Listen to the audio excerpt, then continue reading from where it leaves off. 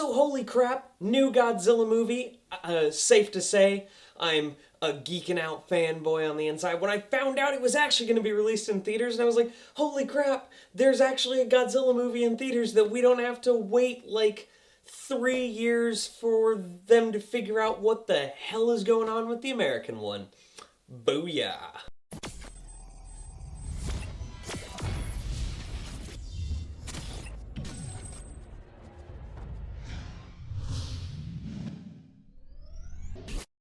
Shin Godzilla, also known as Godzilla Resurgence, also known as the Japanese Godzilla series. Shin Godzilla is the Japanese series that it has nothing to do with the American series. It is a complete reboot, overhaul. For really the first time ever, it negates even the first film Gojira back in the 50s. So normally when Godzilla does like a reboot, they do a soft reboot, or what I call a sequel boot, where certain ones are canon, certain ones are not. Now this one says all of the bazillion Godzilla movies that happened before, they never happened. This is a series anew. Shin Godzilla is from the director of an anime called Evangelion, or Evangelion, however you want to say it. I am not versed in the anime, as many of you know, so honestly, to me, he was just a dude. This re-envisionment of the franchise takes it in such new and interesting directions. I have to say, I really thoroughly enjoyed it. And when I walked out of the theater, I was so confused about my thoughts because it posed so many ideas in my head, I didn't quite know where I was gonna process it. Now, this film has a lot of strengths, and a lot of those strengths are Godzilla. And it has a lot of weaknesses. Those weaknesses, all the characters. There are no characters. I walked out of that movie and within 3 minutes, I didn't really remember a single character. I was like, well, there was that kind of eccentric guy with the pink scarf. There was the guy in the suit, number like 29. He was kind of cool. There was that other guy in the suit that talked a little more sternly than that guy in the suit. And then there was that really attractive girl with the really broken accent who claimed she was American. There is a huge ensemble cast, and none of them are memorable. They didn't have any characters really stand out, but that was its main weakness. The biggest strength was Godzilla. When Godzilla was on screen, he was a huge, imposing figure. His design, they rebuilt him head to toe. He looks torn up and just damaged, burning. He's got like red, and if you look at his tail or if you look at some parts of Godzilla, you can see like dead body parts on them almost. It's hard to say what Godzilla really is in this one because they don't give you any kind of explanation. And that's another thing. I would really have liked some more detailed explanations about this new Godzilla lore they're setting up, because they really didn't do that. But then, they have these really interesting political commentaries. And as you guys know, I'm a very politically driven person. I'm a political advocate. I campaign for people. I'm one of those guys who door-to-door knocks.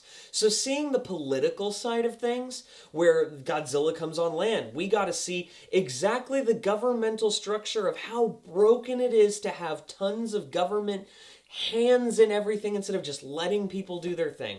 That is really the commentary on this film, and it's effective, because there's moments you're like, why do you need to do that? That's what they're trying to tell you.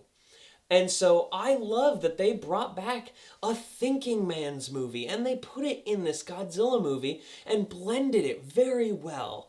Especially the beginning, the quick cuts. They had some really beautiful cinematography. And with all of that, there was, again, one of the other things that gave me a mixed feeling. You could cut about 40 minutes of this movie out. It's about 2 hours long, and they could have made it an hour and a half, and it would have been the perfect length. Because, yes, I loved the political commentary that they have in this, but there is about a stretch of 40 straight minutes where you are just in conference room number A, conference room number B, conference room number C. And it just keeps going, and you're watching two characters or three characters talk about not even necessarily Godzilla, but just, oh yeah, you know, like the Tokyo stock market is going down. I wonder if we need to invest in some of these construction.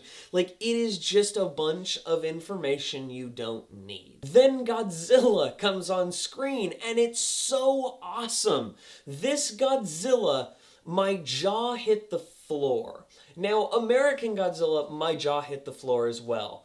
But this one was a different reaction because you're not expecting what's going to happen with Godzilla in the middle of this film. Godzilla shows up in the middle of this film, obviously, and wrecks some shit. And it's so awesome. I was watching the film like this because that was right after. It was such a good reward for having to sit through about 40 minutes of stuff you don't need. We don't need to hear about soggy ramen noodles. So then he's sitting there, and all of a sudden Godzilla gets on screen. I won't spoil it, and things happen, and I just kind of went,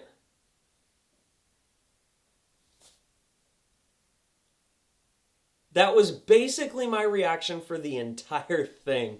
And it was so worth it and so awesome. Then the climax happens, and they touch on some very sensitive issues for Japan. And I loved watching that. And all of the just things that go into a disaster. And I loved it. It was so powerful. And then the third act hits, and it's just a satisfying finish.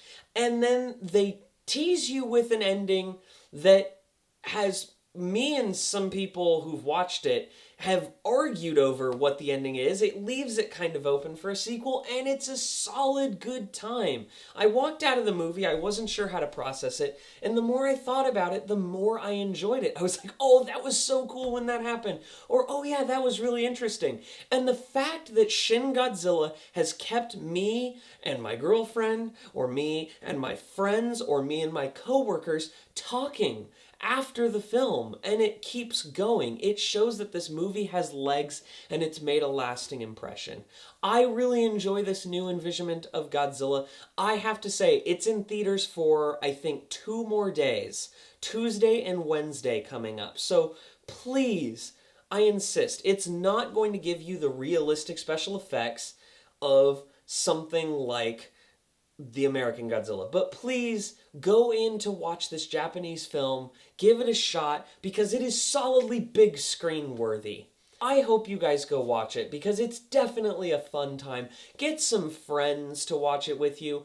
If you're someplace that has like one of those movie theaters that's a bar, have some beers, watch Shin Godzilla. It's gonna be a blast.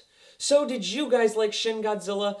No spoilers below about the ending, but tell me, do you guys think that that's going to be a direct play in a sequel if they make one? Don't forget to like and subscribe. Got plenty more videos coming to you. Love you guys.